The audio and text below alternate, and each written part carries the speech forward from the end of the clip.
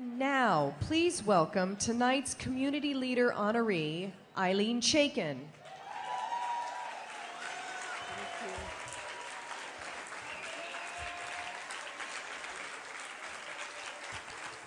So, I've had a pretty sweet gig these last 7 years, right? Let's just say that it has not been hard to get up and go to work in the mornings. Now, as my breathtaking and beloved colleague so aptly pointed out, this evening, Saturday, November 1st, 2008, we are on the brink of an historic election. Let me be the one to lower the tone, to point out that we're also a mere 6 weeks out from the debut of the 6th and final season of The L Word.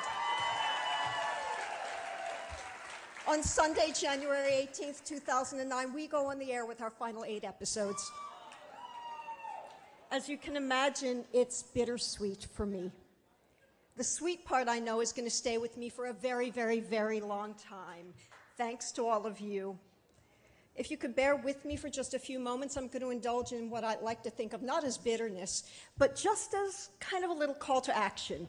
Because the thing is that I had imagined that when we announced that the L Word was coming to an end, there would be another show, or maybe another 2 or 3 shows, poised to take up where we're leaving off. I thought maybe we would have our lesbian cop show on CBS. You know, a latter-day Cagney and Lacey, in which the prettier cop is a svelte, stylish dyke, and her ostensibly straight partner is one of those big-boned, handsome, vaguely homophobic gals. Or, I don't know, where's our doctor show in which Patrick or Patricia Dempsey stars? Stars being the operative concept, as the egotistical head of surgery with a slew of romance problems, but no issues about being comfortably and demonstratively out of the closet. And while we're at it, you could give me, you know, a comic book superhero movie in which the pithy one-liners and snarky asides are believably uttered by a homosexual billionaire industrialist who likes to fight evil while showing off his muscles in a tight-fitting costume. As an aside, I'm willing to bet you that if that movie were to be made with the same skill and resources and budget of, say, Iron Man or The Dark Knight, it would be no less successful at the box office. I am really not bitter in the least. In fact, I'm basking in the sweetness of having had 6 years on the air, doing a TV show that shattered stereotypes and brought visibility to our glorious and diverse community. I just feel a little bummed that when the L Word goes off the air in March of 2009, LGB folks stand to be cast back into the desert in terms of primary representation of our lives and stories in mainstream popular television. We're hardly better represented now than we were 10, even 20 years ago, and bizarrely and inexplicably less well represented than we were just a few years back, when at least we had Will and Grace and Queer Eye and Queer as Folk. Even now, as we stand on the brink of gaining hard-fought civil rights in the culture at large, in the entertainment culture, we're relegated still to minor roles as recurring secondary characters or cute but oddly asexual best friends, and sometimes on procedurals we get to be murder victims. I mean, really, thank God for Showtime.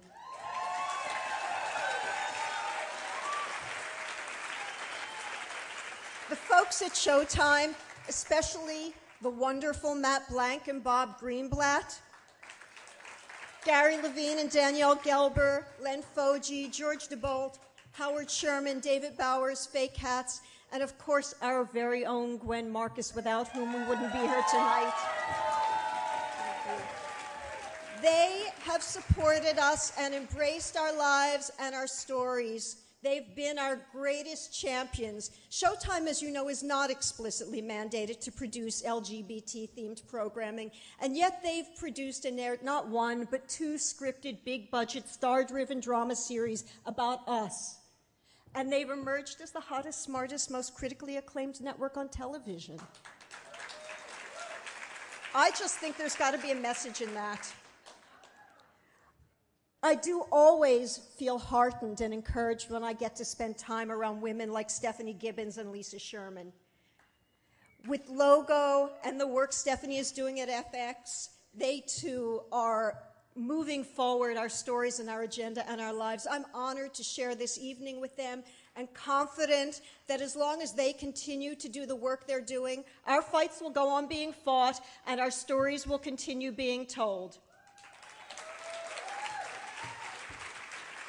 I just have to say that LGBT people historically have written and directed and produced many of the world's greatest movies and television shows while hiding behind veiled portrayals of our real true selves.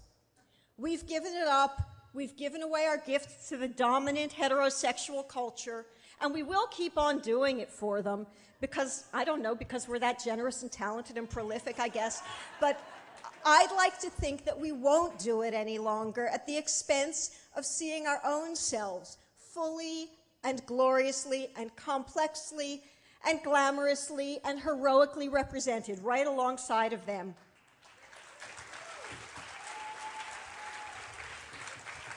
I'm hopeful right now as we find ourselves poised on the brink of an historic change for the good.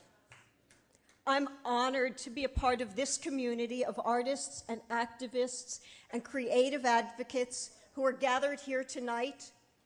And I'm so grateful to have come to know and love this incredible group of women with whom I've worked these past 6 years. Jennifer and Pam and Daniela and Rose, and also Leisha and Mia and Laurel and Kate and Rachel, not to mention Erin and Sarah and Karina. I could go on and on and on. I'm equally grateful to the Center for doing the real work that keeps us moving forward as a community.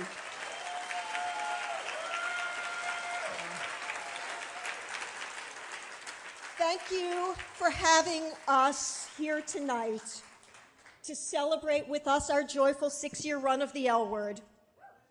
And I'm especially grateful to all of you here tonight for sharing your stories with us and letting us entertain you with ours these last 6 years.